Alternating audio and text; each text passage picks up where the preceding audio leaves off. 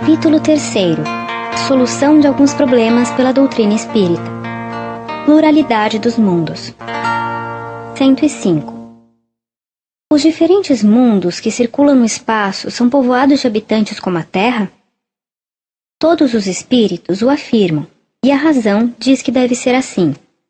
A Terra, não ocupando no universo nenhuma classe especial, nem pela sua posição, nem pelo seu volume, nada poderia justificar o privilégio exclusivo de ser habitada. Por outro lado, Deus não pode ter criado esses bilhões de globos só para o prazer dos nossos olhos, tanto menos que o maior número escapa à nossa vista. 106. Se os mundos são povoados, podem sê-lo de habitantes em tudo semelhantes aos da Terra? Em uma palavra, esses habitantes poderiam viver entre nós e nós entre eles? A forma geral poderia ser mais ou menos a mesma, mas o organismo deve estar adaptado ao meio no qual deve viver, como os peixes estão feitos para viverem na água e os pássaros no ar. Se o meio é diferente, como tudo leva a crer, e como parecem demonstrá-lo as observações astronômicas, o organismo deve ser diferente. Não é, pois, provável que, em seu estado normal, eles possam viver uns entre os outros com os mesmos corpos. É o que confirmam todos os espíritos. 107. Admitindo-se que esses mundos estejam povoados, eles estão no aspecto intelectual e moral na mesma posição da Terra? Segundo o ensinamento dos espíritos, os mundos estão em graus de adiantamento muito diferentes. Alguns estão nas mesmas condições que a Terra, outros estão mais atrasados. Os homens aí estão mais embrutecidos, mais materiais e mais inclinados ao mal. Há, ao contrário, os que são mais avançados moral, intelectual e fisicamente, onde o mal moral é desconhecido, onde as artes e as ciências alcançam um grau de perfeição que não podemos compreender, onde a organização física menos material não está sujeita nem aos sofrimentos, nem às doenças, nem às enfermidades. Os homens aí vivem em paz, sem procurar se prejudicarem, isentos de desgostos, de inquietações, aflições e necessidades que os assediam sobre a terra. Há, enfim, os mais avançados ainda, onde o envoltório corporal, quase fluídico, se aproxima cada vez mais da natureza dos anjos. Na série progressiva dos mundos, a Terra não está nem na primeira nem na última categoria, mas é ela um dos mais materiais e dos mais atrasados.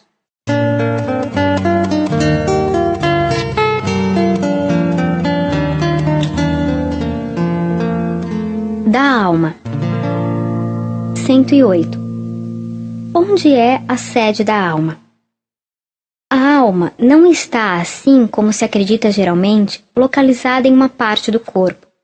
Ela forma com o perispírito um todo fluídico, penetrável, se assimilando ao corpo inteiro, com o qual ela constitui um ser complexo, do qual a morte não é, de alguma sorte, senão um desdobramento. Podem-se figurar dois corpos semelhantes, penetrados um pelo outro, confundidos durante a vida e separados depois da morte. Na morte, um é destruído e o outro permanece. Durante a vida, a alma age mais especialmente sobre os órgãos do pensamento e do sentimento. Ela é ao mesmo tempo interna e externa, quer dizer, ela irradia externamente, pode mesmo se afastar do corpo, se transportar para longe e aí manifestar sua presença, como provam a observação e os fenômenos do sonambulismo. 109. A alma é criada ao mesmo tempo que o corpo ou anteriormente a ele? Depois da existência da alma, esta questão é uma das mais capitais, porque da sua solução decorrem as mais importantes consequências.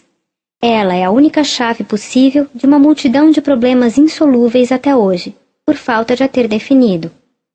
De duas coisas uma, ou a alma existe, ou não existe antes da formação do corpo, sem que possa haver para isso um meio termo.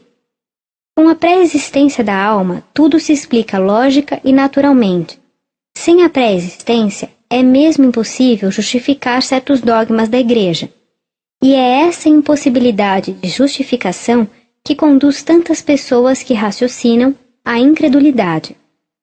Os espíritos resolveram a questão afirmativamente e os fatos, tanto quanto a lógica, não podem deixar dúvida a esse respeito. Que não se admite, entretanto, a pré-existência da alma senão a título de simples hipótese, se se quer e se verá aplainar a maioria das dificuldades. 110. Se a alma é anterior, antes da sua união com o corpo, tinha sua individualidade e a consciência de si mesma? Sem individualidade e sem consciência de si mesma, os resultados seriam os mesmos como se ela não existisse. 111. Antes da sua união com o corpo, a alma cumpriu um progresso qualquer ou estava estacionária? O progresso anterior da alma é ao mesmo tempo a consequência da observação dos fatos e do ensinamento dos espíritos. 112. Deus criou as almas iguais, moral e intelectualmente, ou as faz mais perfeitas, mais inteligentes umas que as outras?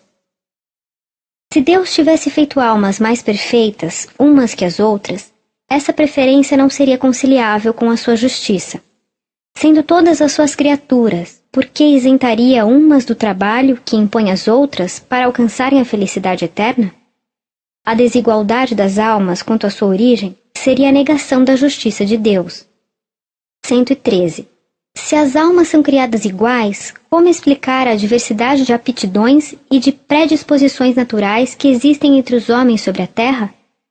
Essa diversidade é a consequência do progresso que a alma realizou antes da sua união com o corpo. As almas mais avançadas em inteligência e em moralidade são aquelas que viveram mais e progrediram mais antes de sua encarnação. 114. Qual é o estado da alma em sua origem? As almas são criadas simples e ignorantes, quer dizer, sem ciência e sem conhecimento do bem e do mal, mas com uma igual aptidão para tudo. No princípio, elas estão em sua espécie de infância, sem vontade própria e sem consciência perfeita de sua existência. Pouco a pouco, o livre-arbítrio se desenvolve ao mesmo tempo que as ideias.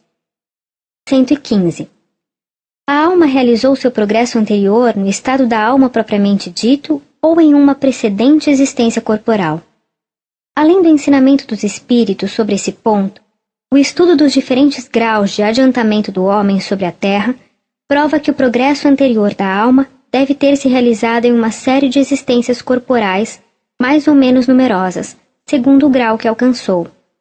A prova resulta da observação dos fatos que temos diariamente sob os olhos.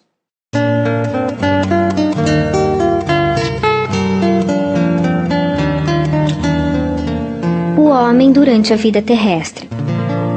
116. Como e em que momento se opera a união da alma e do corpo? Desde a concepção, o espírito, ainda que errante, liga-se por um laço fluídico ao corpo que deve se unir.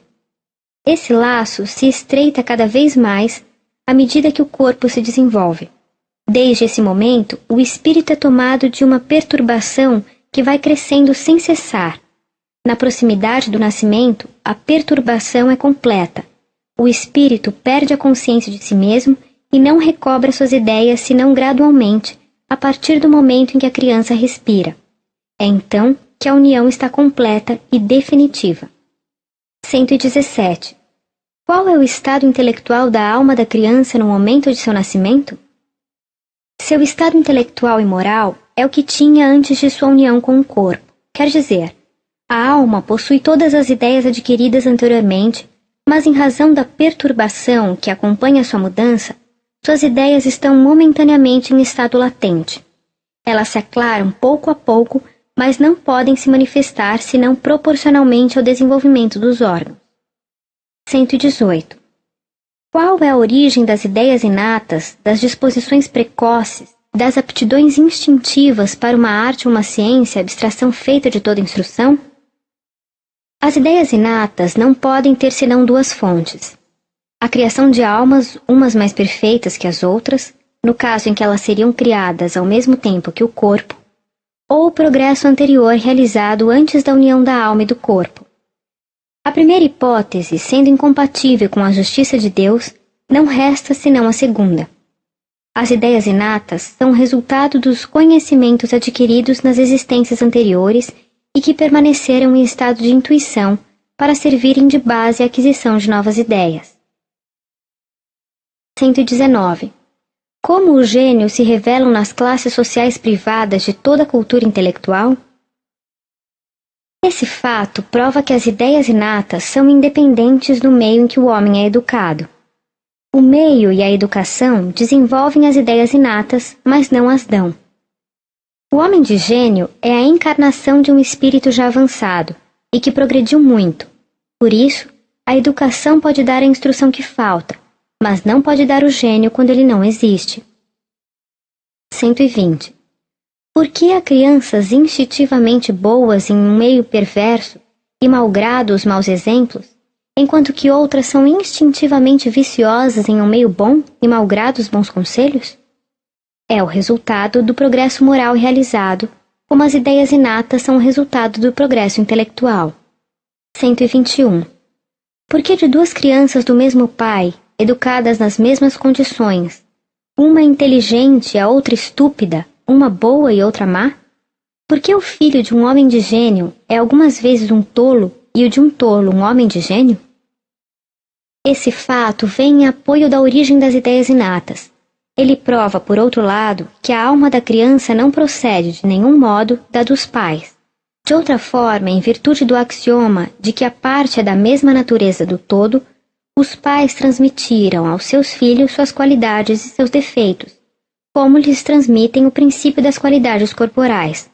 Na geração, só o corpo procede do corpo, mas as almas são independentes umas das outras. 122. Se as almas são independentes umas das outras, de onde procede o amor dos pais por seus filhos e reciprocamente? Os espíritos se unem pela simpatia, e o nascimento em tal ou tal família não decorre do acaso, mas depende mais frequentemente da escolha do espírito que se reúne àqueles que amou no mundo dos espíritos ou em existências anteriores. Por outro lado, os pais têm por missão ajudar o progresso dos espíritos que encarnam em seus filhos, e para estimulá-los, Deus lhes inspira uma afeição mútua, mas muitos falham em sua missão e por isso são punidos. 123. Por que há maus pais e maus filhos? São espíritos que não estão unidos a uma família por simpatia, mas para se provarem mutuamente e frequentemente por punição do que foram em uma existência precedente. A um é dado um mau filho, porque ele mesmo, talvez, foi um mau filho. A outro, um mau pai, porque terá sido mau pai, a fim de que suportem a pena de talião. 124. Por que se encontram em certas pessoas nascidas em uma condição servil instintos de dignidade e de grandeza, enquanto que outras nascidas nas classes superiores têm instintos inferiores? É uma lembrança intuitiva da posição social que ocuparam e do caráter que tinham na existência precedente. 125. Qual é a causa das simpatias e das antipatias entre pessoas que se veem pela primeira vez? São pessoas, o mais frequentemente, que se conheceram e alguma vez se amaram, numa existência precedente, e que se reencontrando, são atraídas uma para a outra. As antipatias instintivas provêm também frequentemente de relações anteriores. Esses dois sentimentos podem ainda ter uma outra causa. O perispírito irradia ao redor do corpo uma espécie de atmosfera impregnada das qualidades boas ou más do espírito encarnado. Duas pessoas que se encontram pelo contato dos fluidos experimentam a impressão da sensitiva. Essa impressão é agradável ou desagradável, e os fluidos tendem a se confundirem ou a se repelirem, segundo sua natureza semelhante ou dessemelhante. É assim que se pode explicar o fenômeno da transmissão do pensamento. Pelo contato dos fluidos, duas almas se compreendem de alguma maneira, uma à outra. Elas se adivinham e se compreendem sem se falarem. 126. Qual é a origem do sentimento chamado de consciência? É uma lembrança intuitiva do progresso realizado nas precedentes existências e de resoluções tomadas pelo espírito antes da encarnação, resoluções que ele não tem sempre força de tomar como homem. 127. O homem tem seu livre-arbítrio ou está submetido à fatalidade? Se a conduta do homem estivesse submetida à fatalidade, ele não teria nem responsabilidade do mal, nem mérito do bem. Desde então, toda punição seria injusta e toda recompensa sem sentido. O livre-arbítrio do homem é uma consequência da justiça de Deus. É o atributo que lhe dá a sua dignidade e o eleva acima de todas as outras criaturas. Isto é tão verdadeiro que a estima dos homens uns pelos outros está em razão do livre-arbítrio.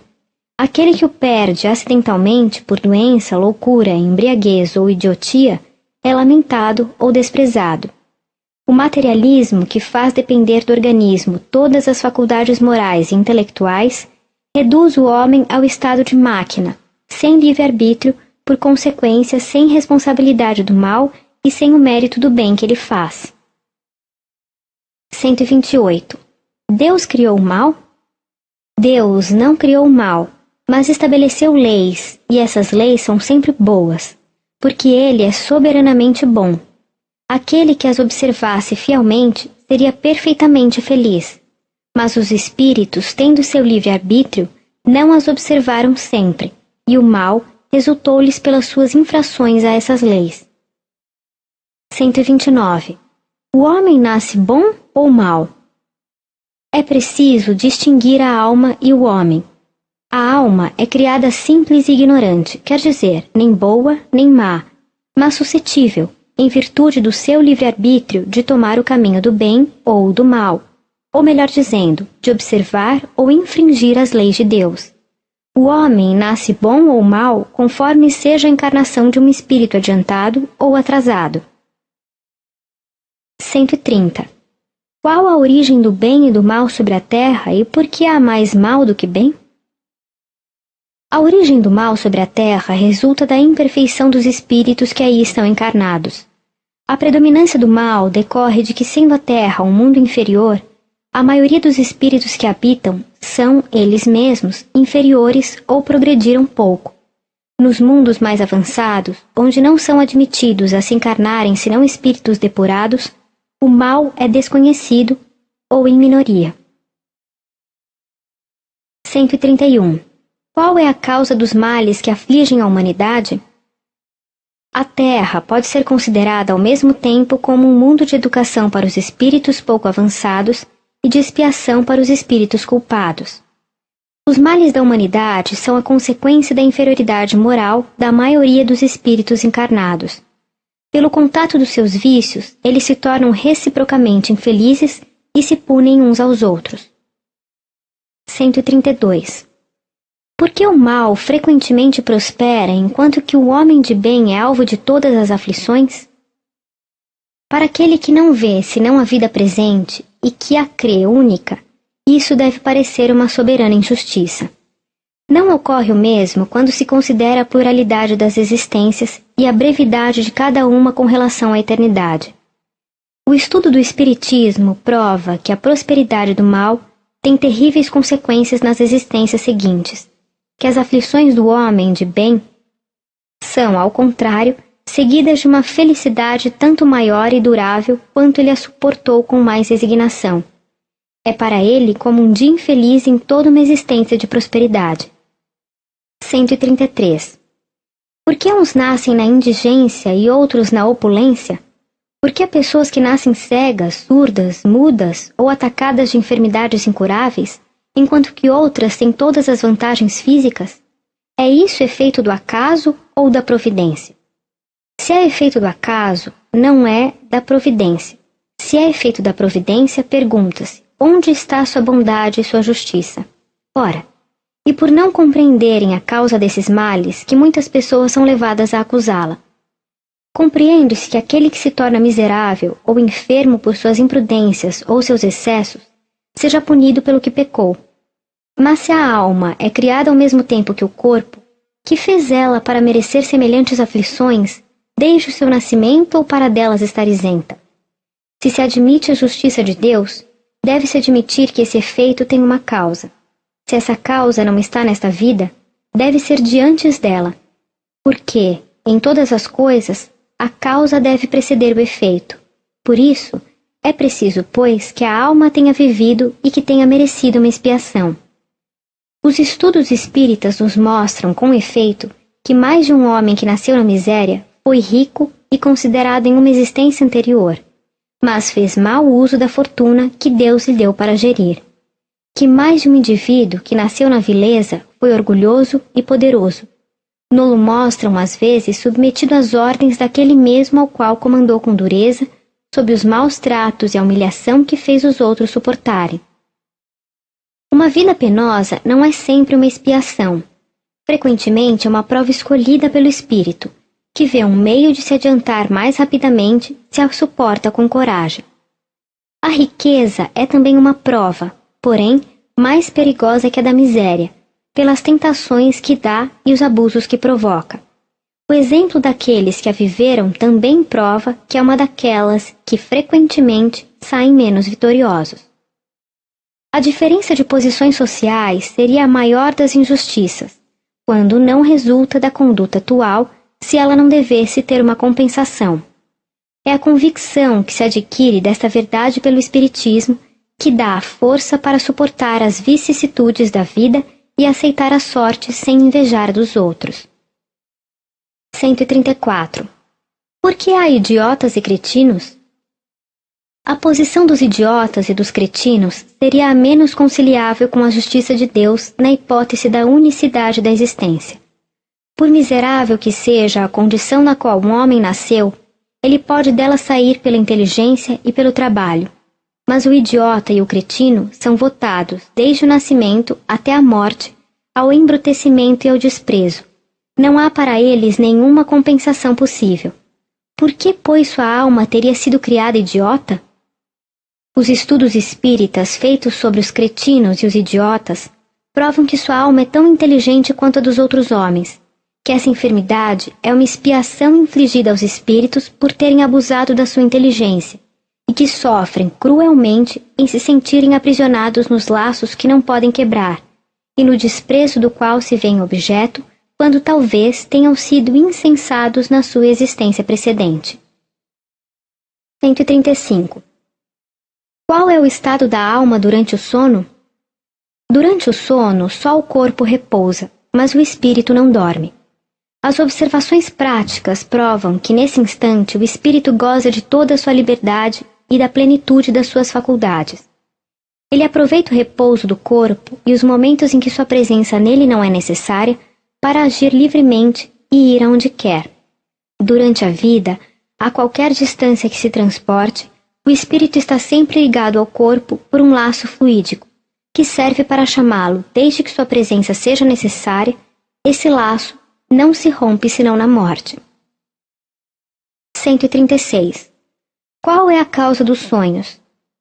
Os sonhos são o resultado da liberdade do espírito durante o sono. Algumas vezes é a lembrança de lugares e de pessoas que o espírito viu ou visitou nesse estado. 137. De onde vêm os pressentimentos? São lembranças vagas e intuitivas de que o espírito aprendeu nesses momentos de liberdade e algumas vezes advertências ocultas dadas pelos espíritos benevolentes. 138. Por que há sobre a terra selvagens e homens civilizados? Sem a pré-existência da alma, esta questão é insolúvel, a menos que se admita que Deus criou almas selvagens e almas civilizadas, o que seria a negação da sua justiça.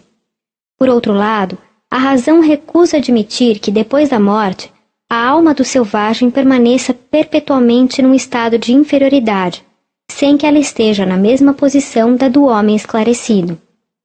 Admitindo-se para as almas o mesmo ponto de partida, única doutrina compatível com a justiça de Deus, a presença simultânea da selvageria e da civilização sobre a terra é um fato material que prova o progresso que uns cumpriram e outros podem realizar.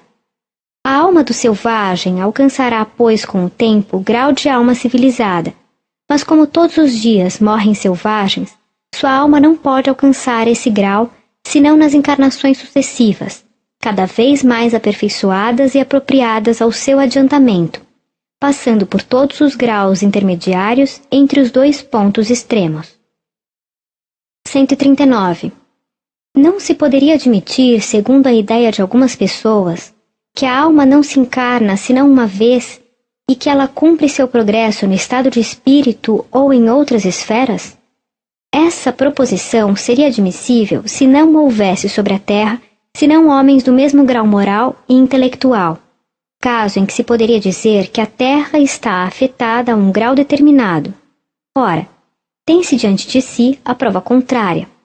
Não se compreenderia com efeito que o selvagem não possa alcançar a civilização neste mundo, uma vez que há almas mais avançadas encarnadas sobre o mesmo globo, de onde é preciso concluir que a possibilidade da pluralidade das existências terrestres resulta dos próprios exemplos que se tem sob os olhos. Se fora de outro modo, seria preciso explicar, primeiro, porque só a Terra teria o monopólio das encarnações. Segundo, porque tendo esse monopólio, aí se encontram almas encarnadas em todos os graus? 140.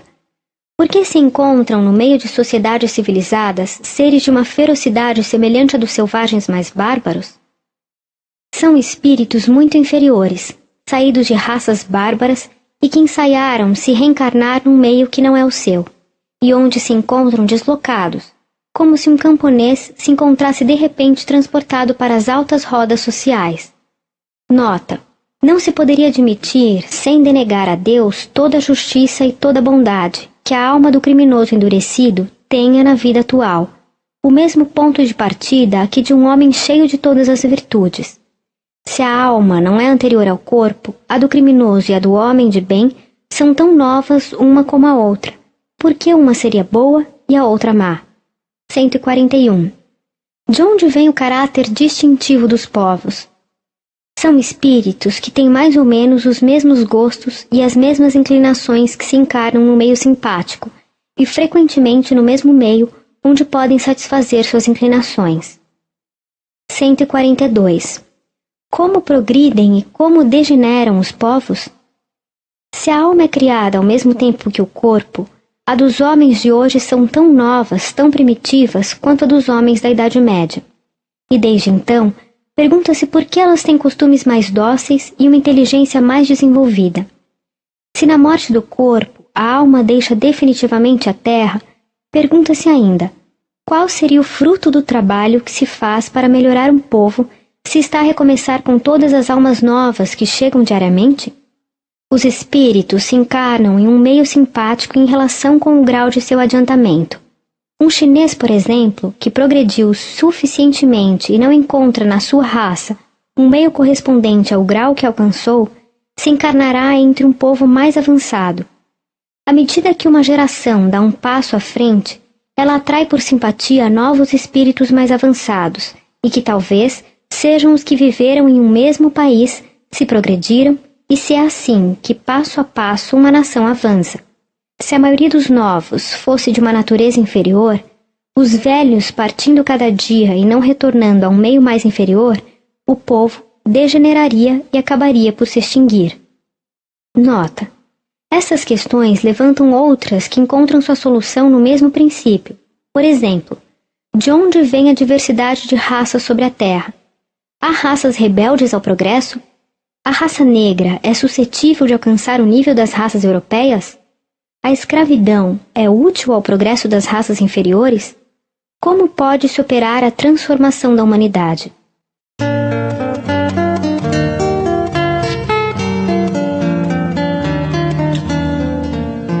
O homem depois da morte.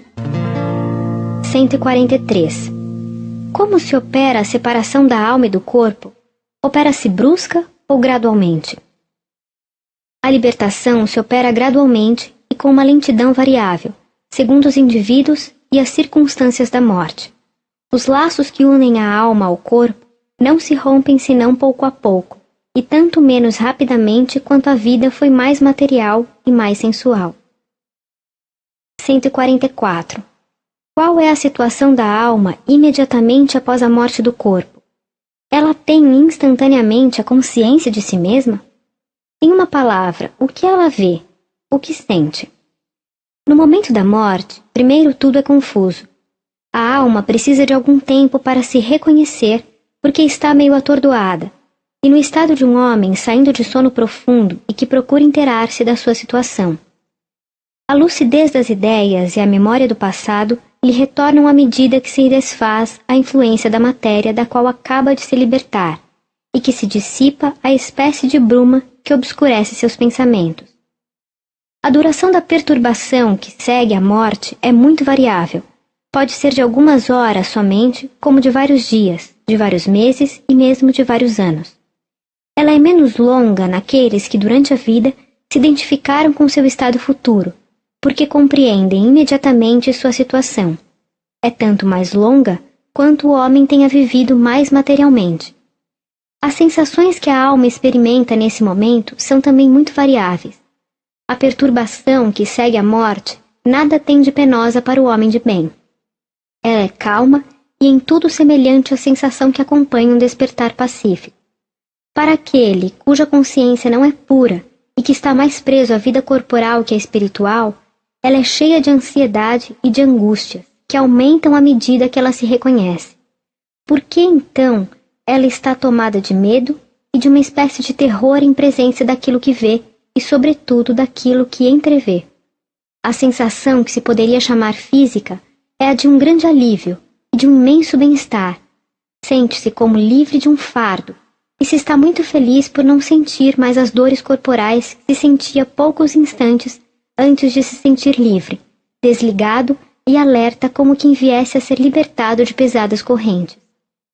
Na sua nova situação, a alma vê e ouve o que via e ouvia antes da morte, mas vê e ouve outras coisas que escapam à grosseria dos órgãos corporais.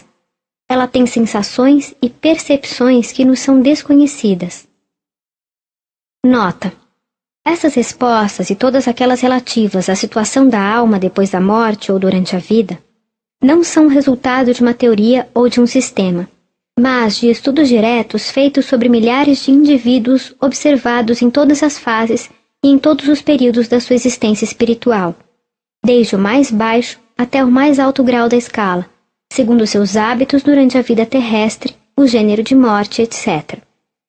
Disse frequentemente, falando da vida espiritual, que não se sabe o que lá se passa, porque pessoa alguma dela retornou. É um erro, uma vez que são precisamente os que lá se encontram que vêm dela nos instruir.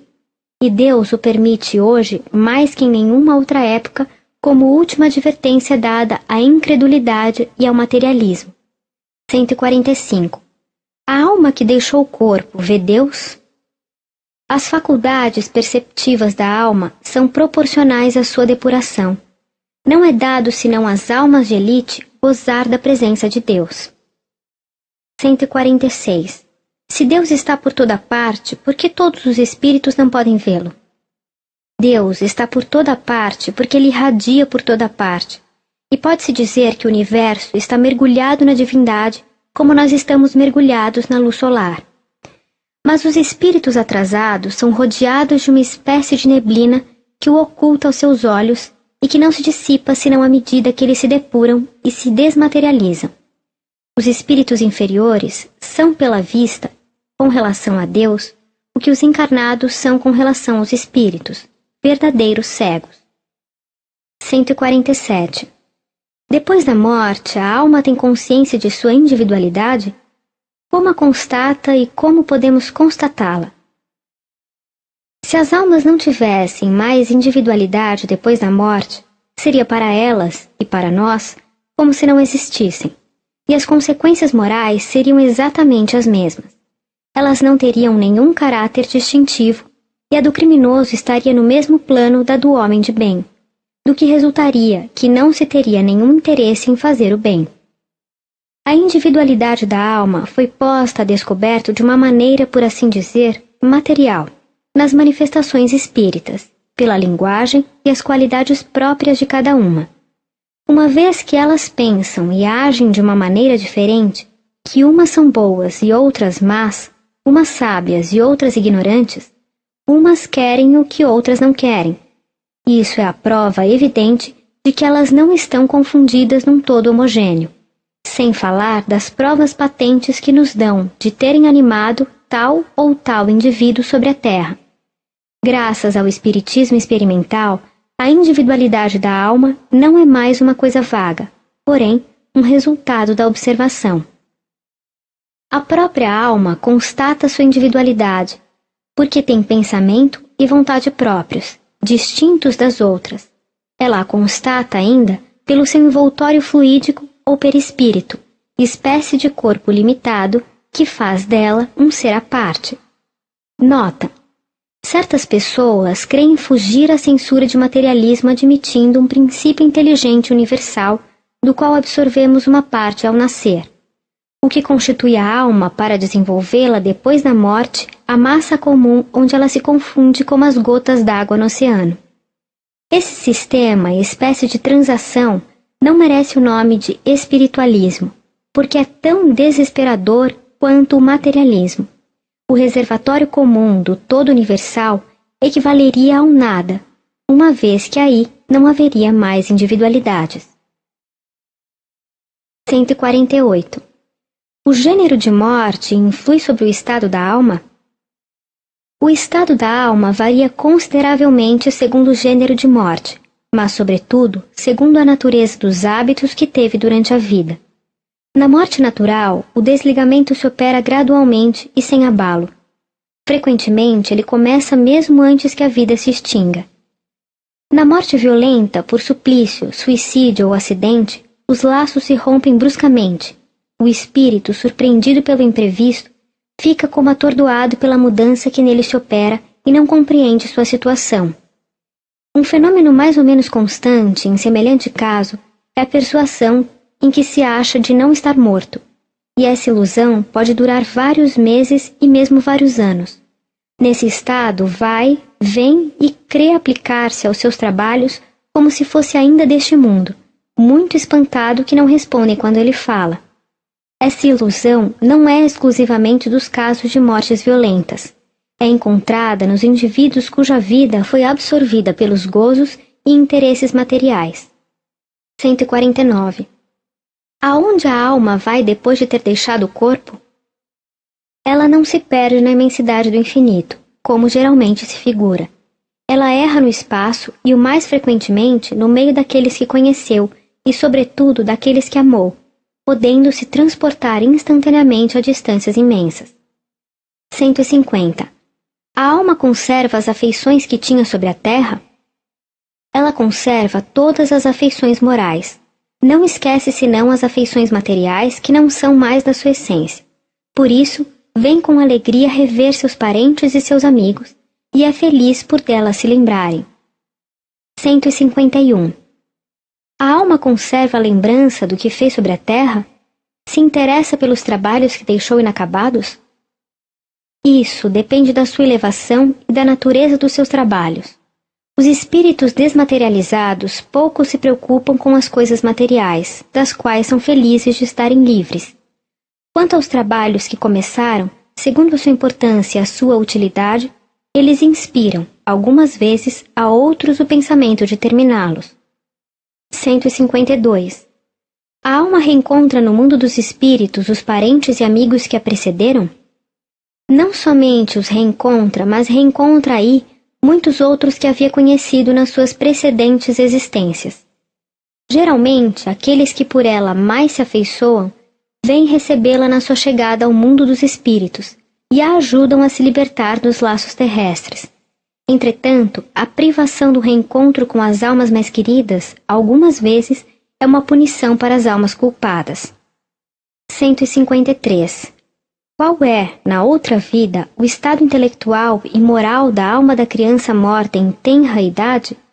Suas faculdades estão na infância como durante a vida? O desenvolvimento incompleto dos órgãos da criança não permitia ao espírito se manifestar completamente.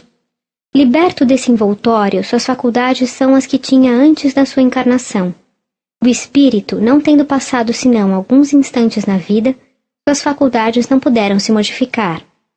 Nota: nas comunicações espíritas, o espírito de uma criança pode, pois, falar como de um adulto, porque pode ser um espírito muito avançado. Se toma algumas vezes a linguagem infantil, é para não tirar da mãe o encanto de um ser frágil e delicado e afeitado com as graças da inocência. A mesma pergunta, podendo ser feita sobre o estado intelectual da alma dos cretinos, dos idiotas e dos loucos depois da morte, encontra sua solução na precedente. 154. Que diferença há depois da morte entre a alma do sábio e do ignorante, do selvagem e do homem civilizado?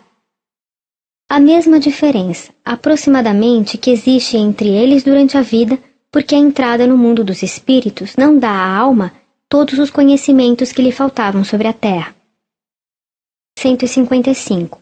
As almas progridem intelectual e moralmente depois da morte?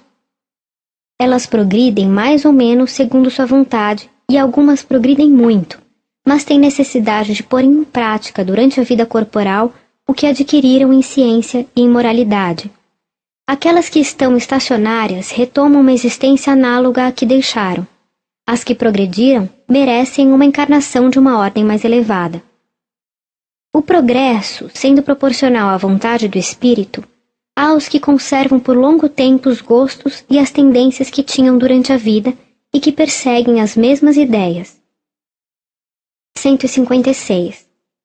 A sorte do homem na vida futura é irrevogavelmente fixada depois da morte? A fixação irrevogável da sorte do homem depois da morte seria a negação absoluta da justiça e da bondade de Deus, porque há muitos que não dependeram de si mesmos para se esclarecerem suficientemente, sem falar dos idiotas, dos cretinos e dos selvagens, e das inumeráveis crianças que morrem antes de terem entrevisto a vida.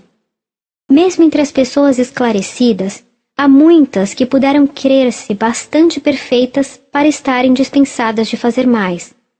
E isso não é uma prova manifesta que Deus dá da sua bondade, permitindo ao homem fazer no dia seguinte o que não fez na véspera?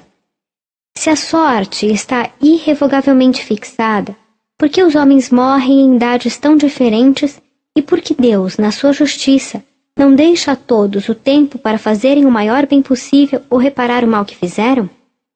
Quem sabe se o culpado que morreu aos 30 anos não estaria arrependido, não teria se tornado um homem de bem se vivesse até os 60 anos? Por que Deus lhes tira esse meio enquanto dá a outros? Só o fato da diversidade da duração da vida e do estado moral da grande maioria dos homens prova a impossibilidade, se se admite a justiça de Deus, de que a sorte da alma seja irrevogavelmente fixada depois da morte. 157.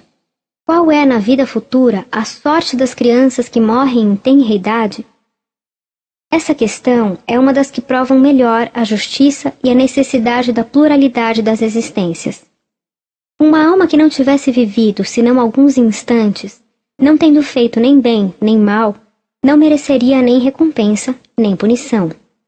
Segundo a máxima do Cristo, de que cada um é punido ou recompensado segundo suas obras, seria tanto ilógico como contrário à justiça de Deus admitir-se que, sem trabalho, ela fosse chamada a gozar da felicidade perfeita dos anjos, ou que pudesse disso ser privada, e, todavia, ela deve ter uma sorte qualquer. Um estado misto pela eternidade seria também injusto. Interrompida uma existência desde o seu princípio, não podendo ter, pois, nenhuma consequência para a alma, sua sorte atual é a que merecia na sua precedente existência e sua sorte futura, aquela que merecerá nas suas existências ulteriores. 158. As almas têm ocupações na outra vida? Ocupam-se de outras coisas além das suas alegrias ou seus sofrimentos?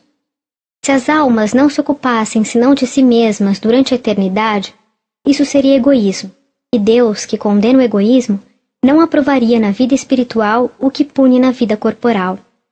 As almas ou espíritos têm ocupações de acordo com seu grau de adiantamento, ao mesmo tempo que procuram se instruírem e melhorarem. 159. Em que consistem os sofrimentos da alma depois da morte?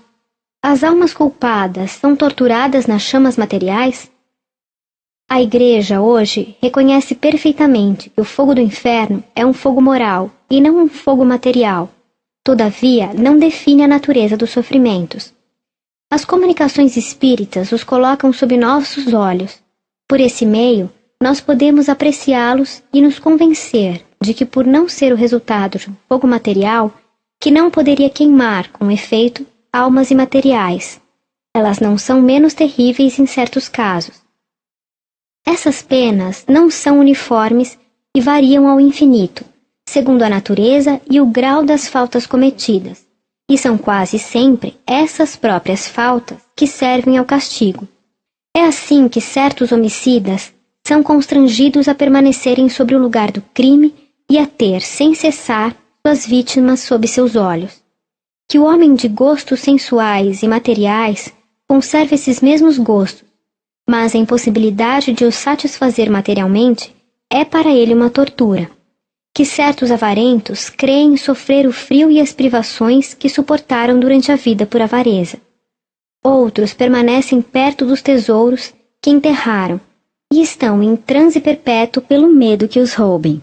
Em uma palavra, não há uma falta, uma imperfeição moral, uma ação má que não tenha, no mundo dos espíritos, sua contrapartida e suas consequências naturais.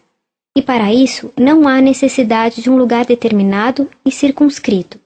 Por toda a parte em que se encontre, o espírito perverso carrega seu inferno consigo. Além das penas espirituais, há penas e provas materiais que o espírito, que não está depurado, suporta nas novas encarnações, onde é colocado numa posição para suportar o que fez os outros suportarem. Ser humilhado, se foi orgulhoso, miserável, se foi mau rico, infeliz, por seu filho, se foi um mau filho. A terra, como dissemos, é um lugar de exílio e de expiação, um purgatório para os espíritos dessa natureza, e no qual depende de cada um não retornar, melhorando-se bastante para merecer ir a um mundo melhor. 160. A prece é útil para as almas sofredoras? A prece é recomendada por todos os bons espíritos. Por outro lado, ela é pedida pelos espíritos imperfeitos como um meio de aliviar seus sofrimentos. A alma pela qual se ora experimenta alívio, porque é um testemunho de interesse e o infeliz é sempre aliviado quando encontra corações caridosos que se compadecem de suas dores. Por outro lado, ainda pela prece, estimula-se ao arrependimento e ao desejo de fazer o que é preciso para ser feliz. É nesse sentido que se pode abreviar sua pena, se por sua vez ela secunda pela sua boa vontade. 161. Em que consistem os gozos das almas felizes? Elas ficam em eterna contemplação? A justiça quer que a recompensa seja proporcional ao mérito, como a punição à gravidade da falta. Há, portanto, graus infinitos nos gozos da alma, desde o instante em que ela entra no caminho do bem até que atinja a perfeição. A felicidade dos bons espíritos consiste em reconhecer todas as coisas, não ter nem ódio, nem ciúme, nem inveja, nem ambição, nem nenhuma das paixões que fazem a infelicidade dos homens. O amor que as une é para elas a fonte de uma suprema felicidade. Elas não experimentam nem as necessidades, nem os sofrimentos, nem as angústias da vida material. Um estado de contemplação perpétua seria uma felicidade estúpida e monótona, própria do egoísta, uma vez que sua existência seria uma inutilidade sem limites. A vida espiritual, ao contrário, é uma atividade incessante pelas missões que os espíritos recebem do Ser Supremo, como sendo seus agentes no governo do universo, missões que são proporcionais ao seu adiantamento e das quais são felizes, porque lhes fornecem ocasiões de se tornarem úteis e de se fazerem o bem. Nota: convidamos os adversários do Espiritismo e aqueles que não admitem a reencarnação a darem aos problemas acima uma solução mais lógica, por qualquer outro princípio que o da pluralidade das existências.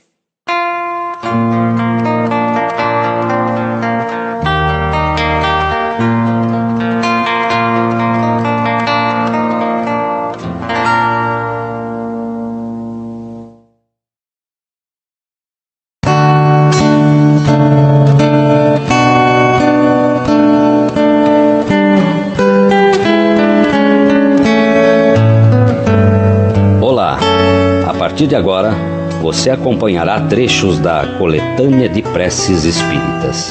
de Allan Kardec, publicada pela ID Editora.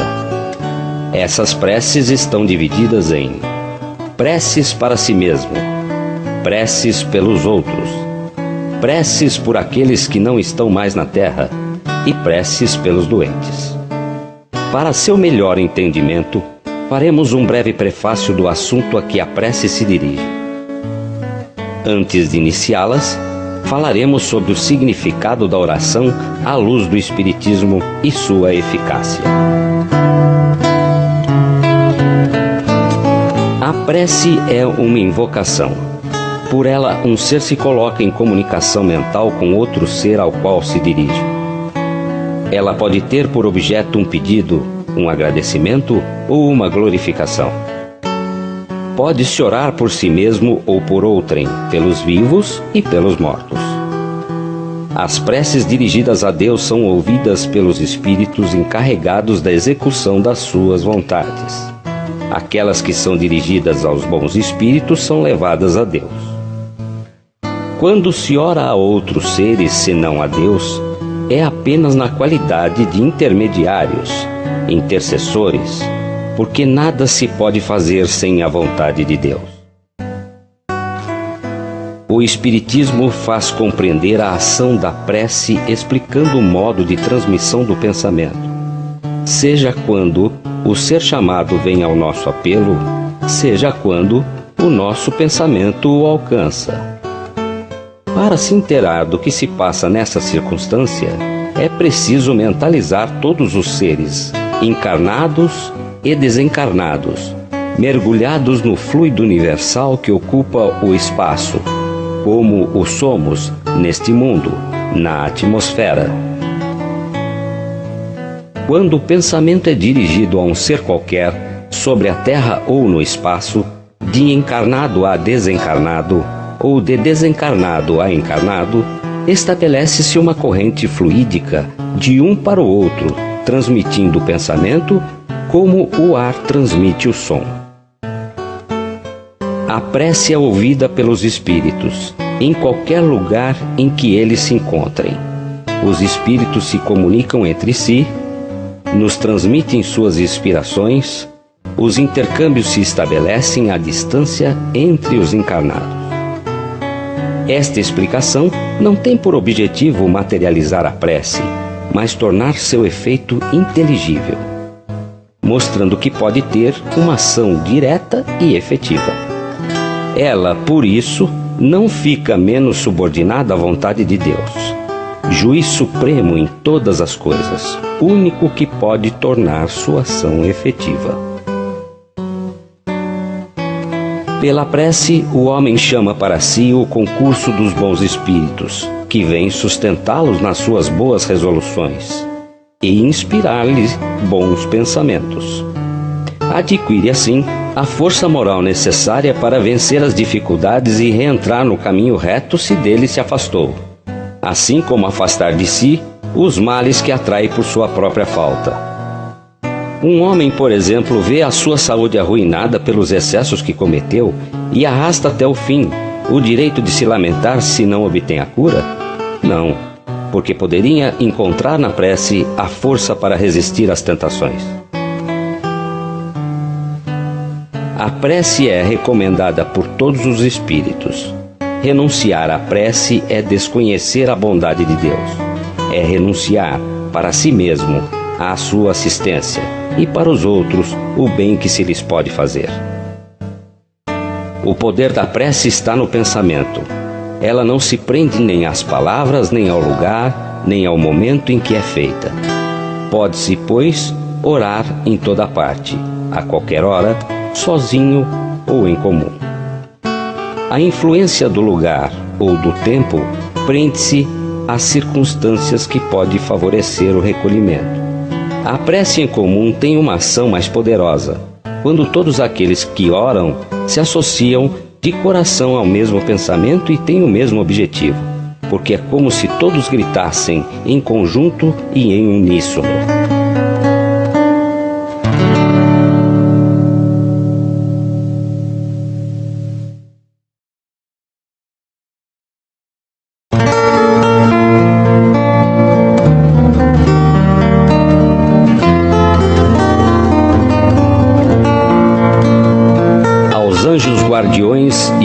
espíritos protetores.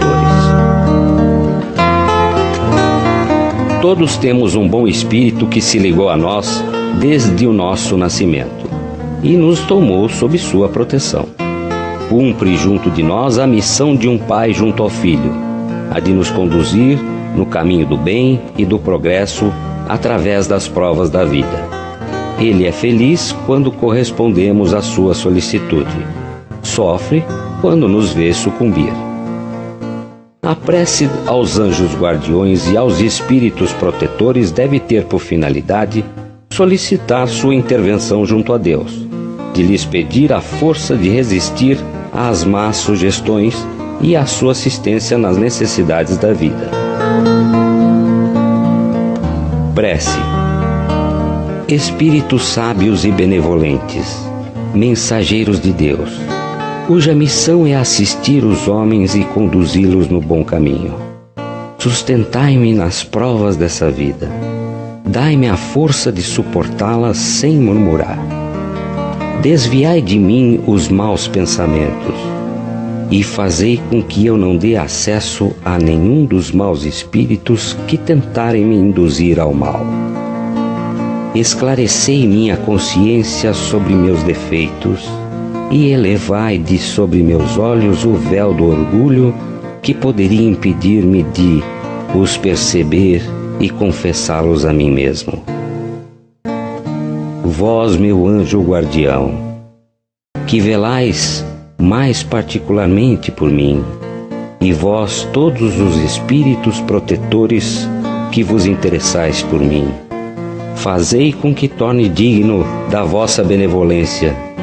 Conheceis as minhas necessidades, que elas sejam satisfeitas segundo a vontade de Deus.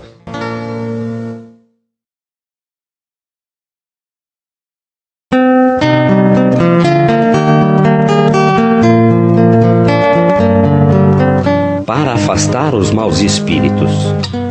Os maus espíritos não vão senão onde acham com o que se satisfazerem a sua perversidade. Para afastá-los, não basta pedir-lhes, nem mesmo ordenar.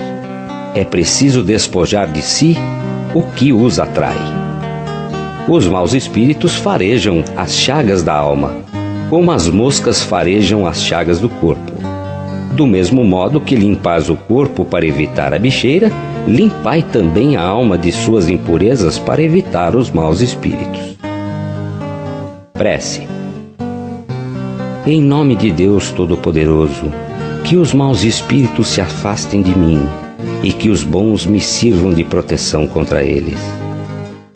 Espíritos malfazejos, que inspirais os homens maus pensamentos, espíritos trapaceiros e mentirosos, que os enganais, espíritos zombeteiros, que vos divertis com a sua credulidade, eu vos repilo com todas as forças da minha alma e fecho o ouvido a vossas sugestões, mas peço para vós a misericórdia de Deus. Bons espíritos, que vos dignais me assistir, dai-me a força de resistir à influência dos maus espíritos e as luzes necessárias para não ser vítima de seus embustes. Preservai-me do orgulho e da presunção. Afastai do meu coração o ciúme, o ódio, a malevolência e todo sentimento contrário à caridade, que são tantas outras portas abertas ao espírito do mal.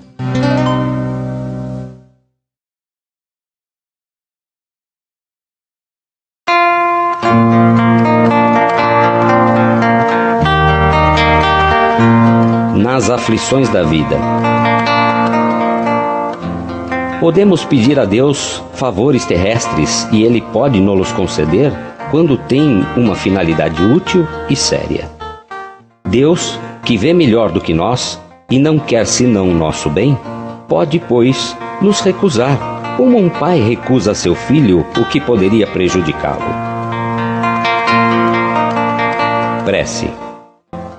Deus Todo-Poderoso, que vedes as nossas misérias, dignai-vos escutar favoravelmente os votos que vos dirijo nesse momento. Se o meu pedido for inconveniente, perdoai-me. Se for justo e útil aos vossos olhos, que os bons espíritos que executam vossas vontades venham em minha ajuda para o seu cumprimento. O que quer que me advenha, meu Deus, que a vossa vontade seja feita. Se meus desejos não são atendidos, é porque entra nos vossos desígnios experimentar-me, e eu me submeto sem murmurar. Fazei com que eu não conceba nisso nenhum desencorajamento, e que nem minha fé, nem minha resignação sejam abaladas.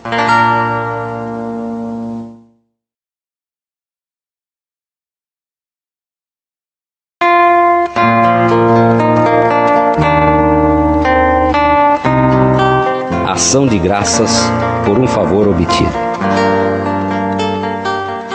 Não é preciso considerar apenas como acontecimentos felizes as coisas de grande importância. As menores em aparência são frequentemente as que influem mais sobre nosso destino. Cada noite, elevando nossa alma a Deus, devemos lembrar-nos dos favores que Ele nos concedeu durante o dia e agradecer. Prece.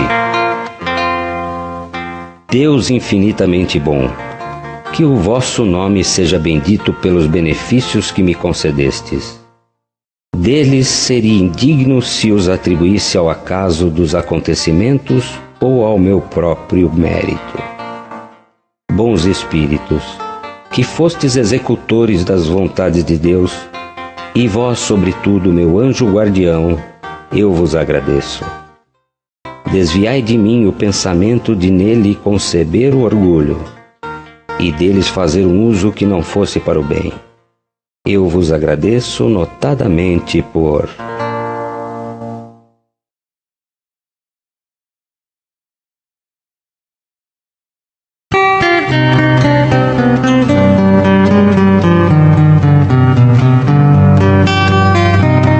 Num perigo iminente. Pelos perigos que corremos, Deus nos lembra a nossa fraqueza e a fragilidade da nossa existência.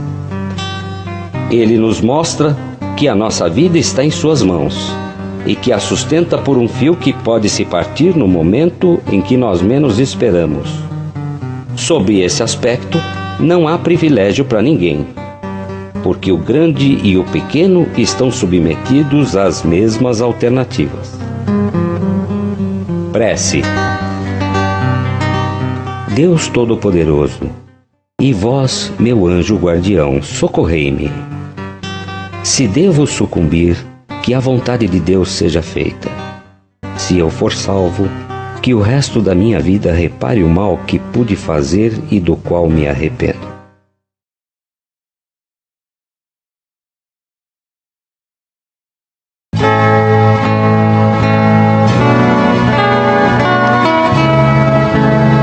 No momento de dormir.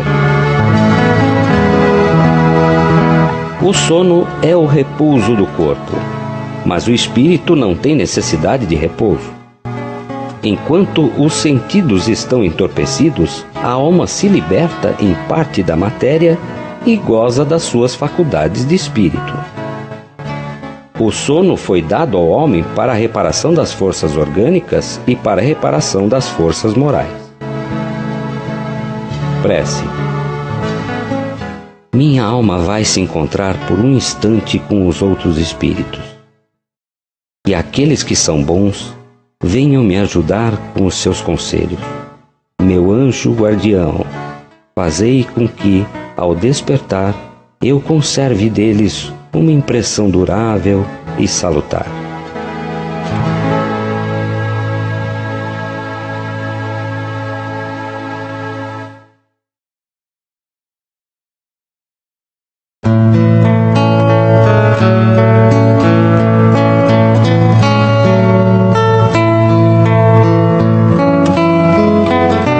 Por nossos inimigos e pelos que nos querem mal. Jesus disse: amai mesmo os vossos inimigos. Ele nos disse com essas palavras para esquecer suas ofensas. Perdoar o mal que nos fazem, pagar o mal com o bem. além do mérito que isso resulta aos olhos de Deus, mostra aos olhos dos homens a verdadeira superioridade. Prece.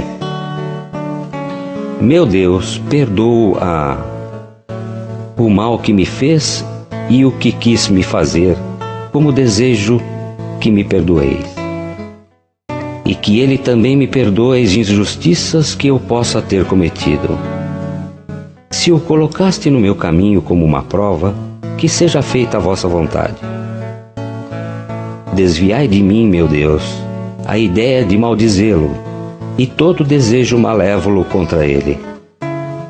Fazei com que eu não experimente nenhuma alegria com as infelicidades que poderiam lhe chegar, nem nenhuma inquietação com os bens que poderiam lhe ser concedidos, a fim de não enlamear minha alma com pensamentos indignos de um cristão. Possa a vossa bondade, Senhor, em se estendendo sobre ele, conduzi-lo aos melhores sentimentos para comigo. Bons Espíritos, inspirai-me o esquecimento do mal e a lembrança do bem. Que nem o ódio, nem o rancor, nem o desejo de lhe retribuir o mal com o mal entre em meu coração. Porque o ódio e a vingança não pertencem senão aos maus espíritos, encarnados e desencarnados. Que eu esteja pronto, ao contrário, em lhe estender mão fraterna, a lhe retribuir o mal com o bem e vir em sua ajuda se isso estiver em meu poder. Desejo, para provar a sinceridade de minhas palavras, que me seja oferecida ocasião de lhe ser útil.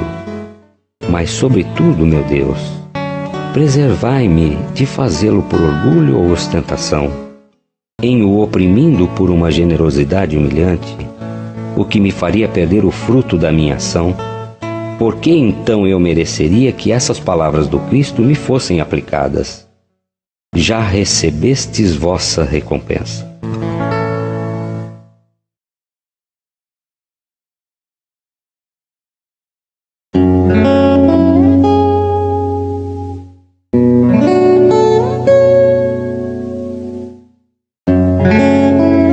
Por uma criança que acaba de nascer. Os espíritos não chegam à perfeição senão depois de terem passado pelas provas da vida corporal. Os que são errantes esperam que Deus lhe permita retomar uma existência que deve fornecer-lhes um meio de adiantamento, seja pela expiação de suas faltas passadas, por meio das vicissitudes às quais são submetidos, ou seja, pelo cumprimento de uma missão útil à humanidade. Prece. Deus de bondade, uma vez que te aprouve permitir ao espírito dessa criança vir de novo suportar as provas terrenas destinadas a fazê-lo progredir, concede-lhe a luz, a fim de que aprenda a te conhecer, a te amar e a te adorar. Faze, pela tua onipotência, que essa alma se regenere no manancial das tuas divinas instruções, e que sob a égide de seu anjo guardião a sua inteligência cresça, se desenvolva e o faça aspirar a se aproximar cada vez mais de ti. Que a ciência do Espiritismo seja a brilhante luz que o clareie através dos obstáculos da vida.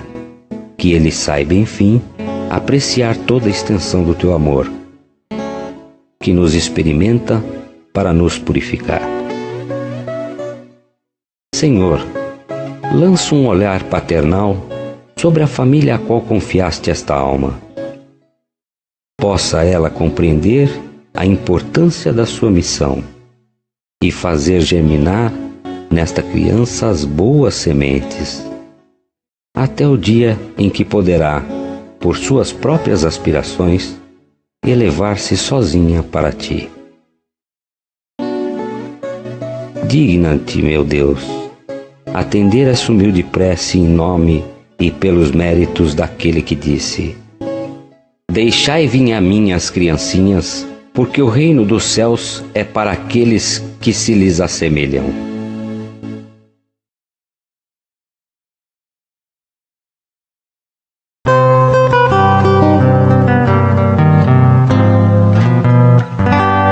Por um agonizante.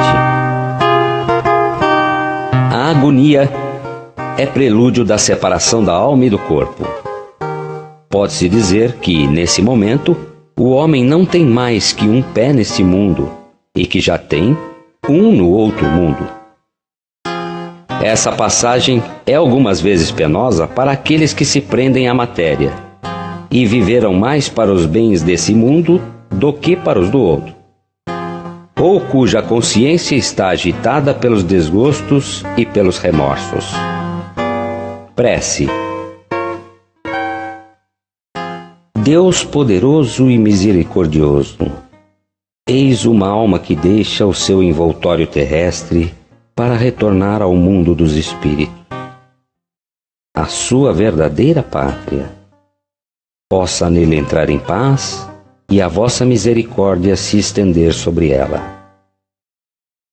Bons espíritos, que acompanhastes na terra, não a abandoneis nesse momento supremo.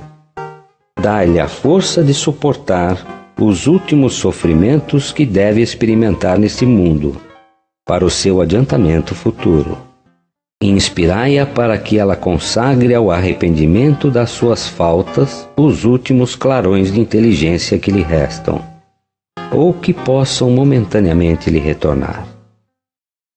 Dirigi meu pensamento a fim de que a sua ação torne menos penoso o trabalho da separação, e que ela leve consigo, no momento de deixar a terra, as consolações da esperança.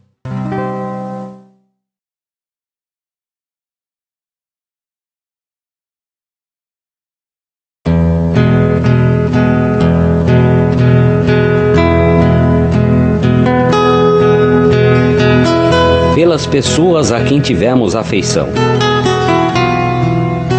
Como é horrível a ideia do nada! Quanto se deve lamentar aqueles que creem que a voz do amigo que chora seu amigo se perde no vazio e não encontra nenhum eco para lhe responder. Jamais conheceram as puras e santas afeições aqueles que pensam que tudo morre com o corpo. Como um homem de coração pode permanecer frio a esse pensamento? Eis que o Espiritismo vem dissipar toda a incerteza sobre o futuro pelas provas materiais que dá da sobrevivência da alma e da existência dos seres de além-túmulo. Por isso, o homem sabe, de hoje em diante, que a vida terrestre não é senão uma curta passagem que conduz a uma vida melhor, que seus trabalhos deste mundo não estão perdidos para ele, e que as suas mais santas afeições não estão esfaceladas sem esperança. Prece. Dignai-vos, meu Deus, acolher favoravelmente a prece que vos dirijo pelo espírito de... Fazei-lhe entrever as vossas divinas claridades e tornai-lhe fácil o caminho da felicidade eterna. Permiti que os bons espíritos levem a ele as minhas palavras e o meu pensamento. Tu que me eras caro neste mundo, ouve minha voz que te chama para te dar um novo testemunho da minha afeição. Deus permitiu que fosses libertado primeiro, e eu não poderia me lamentar com isso sem egoísmo, porque seria estar aflito por não ter mais para ti as penas e os sofrimentos da vida. Espero, pois, com resignação, o momento da nossa união no mundo mais feliz, no qual me precedeste. Eu sei que a nossa separação não é senão momentânea, e que tão longa que me possa parecer, a sua duração se apaga diante da eternidade da felicidade que Deus promete aos seus eleitos. Que a sua bondade me preserve de nada fazer que possa retardar esse instante desejado, e que me poupe assim a dor de não te reencontrar ao sair do meu cativeiro terreno. Oh, como é doce e consoladora a certeza de que não há entre nós senão um véu material que te oculta a minha visão. Que tu possas estar aqui ao meu lado, me ver e me ouvir como antigamente, e melhor ainda do que antigamente. Que não me ouvideis mais, e que eu mesmo não te ouvide. Que os nossos pensamentos não cessem de se confundir, e que o teu me siga e me sustente sempre. E a paz do Senhor esteja contigo.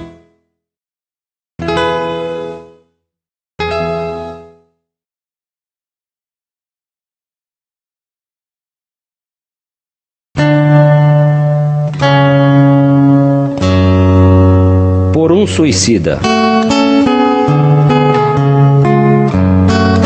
O homem não tem jamais o direito de dispor da própria vida, porque só a Deus cabe tirá-lo do cativeiro terrestre quando o julga oportuno. Todavia, a justiça divina pode abrandar os seus rigores em favor das circunstâncias, mas reserva toda a sua severidade para aquele que quis se subtrair às provas da vida. Prece. Sabemos, ó meu Deus, a sorte reservada àqueles que violam as vossas leis, abreviando voluntariamente os seus dias, mas sabemos também que a vossa misericórdia é infinita. Dignai-vos estendê-la sobre a alma de... Possam as nossas preces e a vossa comiseração abrandar a amargura dos sofrimentos que ele experimenta por não ter tido a coragem de esperar o fim das suas provas. Bons espíritos, cuja missão é assistir os infelizes, tomai-o sob a vossa proteção.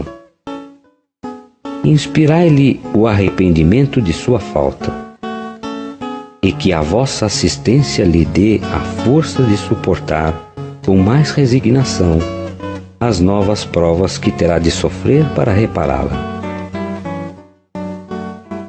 Afastai dele os maus espíritos que poderiam de novo levá-lo ao mal e prolongar os seus sofrimentos, fazendo-o perder o fruto das suas futuras provas.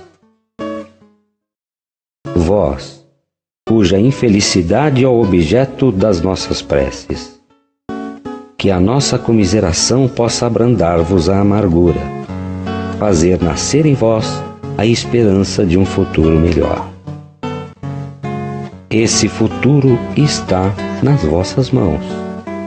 Confiai-vos à bondade de Deus, cujo seio está aberto a todos os arrependidos, e não permanece fechado senão para os corações endurecidos.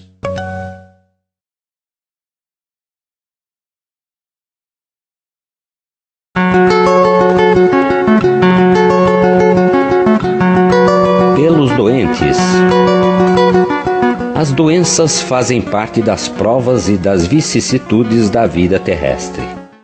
Elas são inerentes à imperfeição da nossa natureza material e à inferioridade do mundo que habitamos. As paixões e os excessos de todos os gêneros semeiam em nós germes malsãos, frequentemente hereditários. É preciso, pois, se resignar em suportar as consequências do meio onde nos coloca a nossa inferioridade, até que tenhamos mérito de trocá-lo. Isso não deve nos impedir, à espera do mérito, de fazer o que depende de nós para melhorar a nossa posição atual. Mas se, malgrado os nossos esforços, a isso não pudermos chegar, o Espiritismo nos ensina a suportar com resignação nossos males passageiros. Se Deus não tivesse querido que os sofrimentos corporais fossem dissipados ou abrandados em certos casos, não teria colocado os meios curativos à nossa disposição. Ao lado da medicação ordinária, elaborada pela ciência, o Espiritismo veio nos revelar uma outra força na mediunidade curadora e a influência da prece. Prece. Meu Deus, vossos desígnios são impenetráveis, e em vossa sabedoria acreditastes dever afligir pela doença. Lançai, eu vos suplico, um olhar de compaixão sobre os seus sofrimentos e dignai-vos pôr-lhes um fim. Bons Espíritos, ministros do Todo-Poderoso, secundai, eu vos peço, meu desejo de aliviá-lo. Dirigi meu pensamento a fim de que ele vá derramar um bálsamo salutar sobre o seu corpo e consolação em sua alma. Inspirai-lhe a paciência e a submissão à vontade de Deus.